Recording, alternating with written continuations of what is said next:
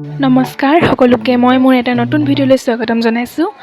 বহুত দিনৰ মূৰত আজি এটা ভিডিঅ' আপলোড কৰিম বুলি ভাবিছোঁ। ভিডিঅ'টো আৰম্ভ কৰাৰ আগতে মই আপোনালোক সকলোলৈকে মোৰ ফালৰ পৰা বহাগ বিহুৰ বহুত শুভেচ্ছা জ্ঞাপন কৰিছোঁ।